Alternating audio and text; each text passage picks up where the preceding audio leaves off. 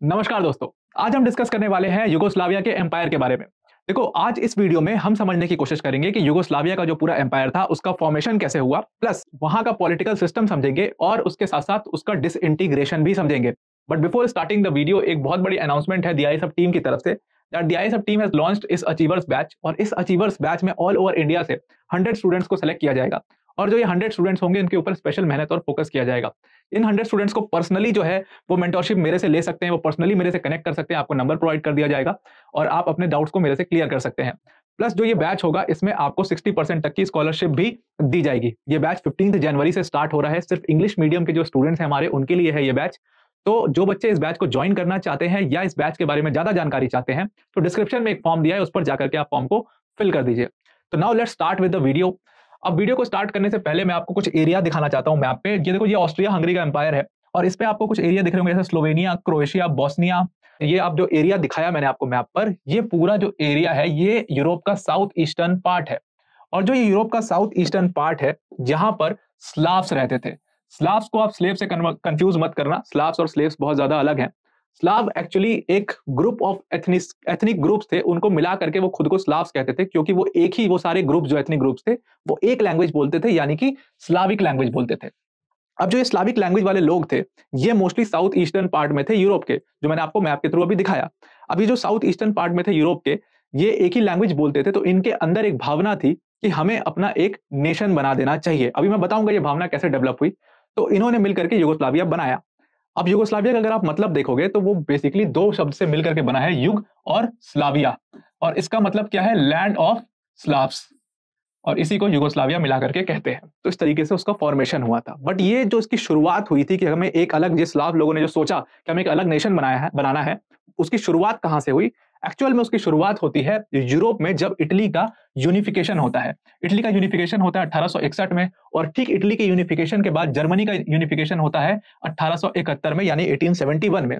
अब जब ये दोनों कंट्रीज का यूनिफिकेशन होता है, एक बड़े एम्पायर बनकर के सामने आते हैं, तो जो ये लोग थे, स्लाव्स लोग, इनको लगता है कि it is very much possible कि हम भी अपना एक नेशन बना सकते हैं, बिकॉज हम सेम लैंग्वेज बोलते हैं, तो हम लोग भी रिवोल्ट करके अपना एक नेशन बना सकते हैं। It is very much possible. तो उस समय ऑटोमन एम्पायर के अंडर में आते थे सर्बिया और मॉन्टेनिग्रो। अब सर्बिया और मॉन्टेनिग्रो ने फर्स्ट स्टेप लिया युगोस्लाविया के फॉर्मेशन की तरफ, और इन दोनों ने खुद को ऑटोमन एम्पायर से आजाद करा दिया। और फिर उसके बाद घटना जो है उसको आप समझिएगा। उसके बाद क्या होता है कि 1914 में वर्ल्ड वॉर 1 स्टार्ट हो जाता है।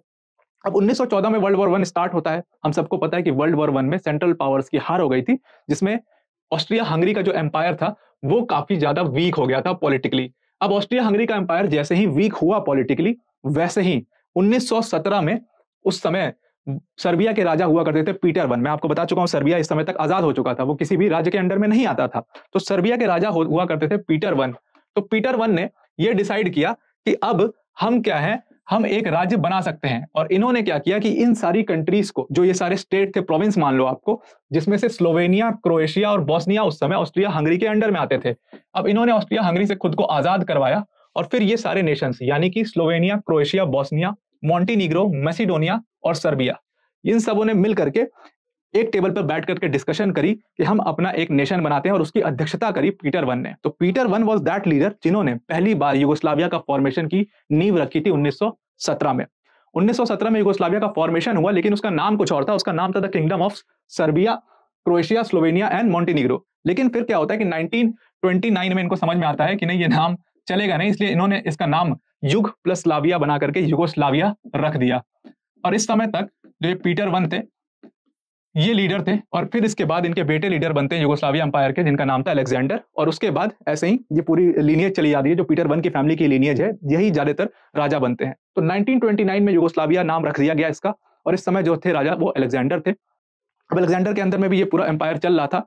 लेकिन 10 साल के बाद ही, हम सबको पता है 29 और 39 में एक घटना होती है, बहुत बड़ी घटना होती है पूरी दुनिया में, जिसको हम जानते हैं वर्ल्ड वॉर 2 के नाम से। वर्ल्ड वॉर 2 होता है, उसमें आप सबको पता है कि जो एक्सिस पावर थे स्टार्टिंग में वो काफी ज्यादा स्ट्रांग थे। जैसे कि जर्मनी काफी स्ट्रांग था, जर्मनी ने बहुत पूरा फ्रांस पे जो है 3 दिन में कब्जा कर लिया था। तो उस तरीके से जर्मनी, इटली और हंगरी ने मिल करके पूरा जो ये युगोस्लाविया था इस पे 1941 में कब्जा कर लिया। और एक्सिस पावर्स के इस कब्जे के बाद ठीक 1941 में इन्होंने अटैक किया, और 2 महीने बाद ही जो युगोस्लाविया की अपनी आर्मी थी उसने सरेंडर कर दिया। लेकिन एक रेजिस्टेंस फोर्स जो लोग थे वहां कर, उन्होंने अपने अलग अलग अलग अलग रेजिस्टेंस ग्रुप्स बना लिए थे। जैसे कि पोलैंड में रेजिस्टेंस ग्रुप बनाए गए थे, वैसे ही ठीक यूगोस्लाविया में भी रेजिस्टेंस ग्रुप बना लिए लोगों ने अपने अलग अलग। और ये जर्मनी से, मतलब एक्सिस पावर से ये लगातार लड़ते रहे, तब तक लड़ते रहे जब तक वर्ल्ड वॉर 2 खत्म नहीं हुआ। और उसके बाद क्या होता है कि 1945 में फाइनली जब एक्सिस पावर्स हार जाते हैं, तब 1946 में यूगोस्लाविया का दूसरा जन्म होता है। यानी कि यूगोस्लाविया में जो ये रेजिस्टेंस फोर्स लड़ रहे थे पूरे एक्सिस पावर से, ये बेसिकली कम्युनिस्ट लोग थे। यानी कि यहाँ पे जो कम्युनिस्ट पार्टी थी, उसने ये पूरा रेजिस्टेंस फोर्स तैयार किया था और उसकी अध्यक्षता जो थी वो जोसेफ टीटो कर रहे थे। अब जोसेफ टीटो जो है ना, वो इस यूगोस्लाविया के एम्पायर के सबसे बड़े आज तक के डिक्टेटर हुए हैं। इनका वही सेम स्टेचर है जो कि रशिया में जोसेफ स्टालिन का था। तो जोसेफ टीटो एक तरीके से डिक्टेटर थे यहाँ के, और इनके अंडर में ये जो कम्युनिस्ट पार्टी थी, इसने पूरा ये रेसिस्टेंस फोर्स अप्लाई किया था एक्सिस फोर्स पर, और इनसे लड़ते रहे थे, इन्होंने गिव अप नहीं किया।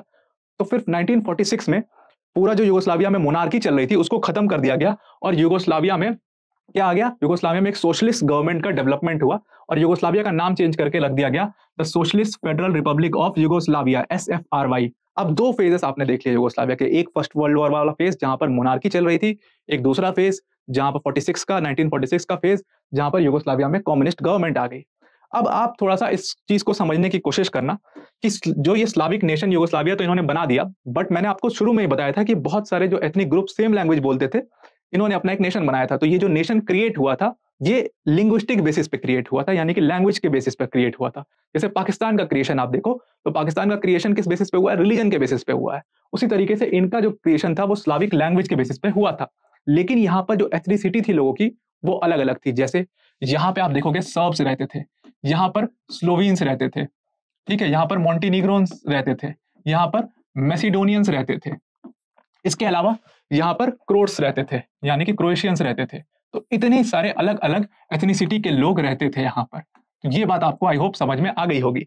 प्लस अब जब यहाँ पर कम्युनिस्ट गवर्नमेंट आई, सोशलिस्ट, इन्होंने पूरा सोशलिस्ट इकोनॉमी को अपनाया, तो यहाँ पर जो पॉलिटिकल सिस्टम था वो भी चेंज हो गया।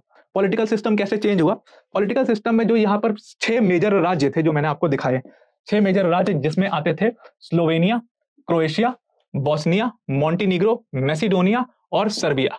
इन 6 राज्य को कंप्लीट ऑटोनॉमी दे दी गई।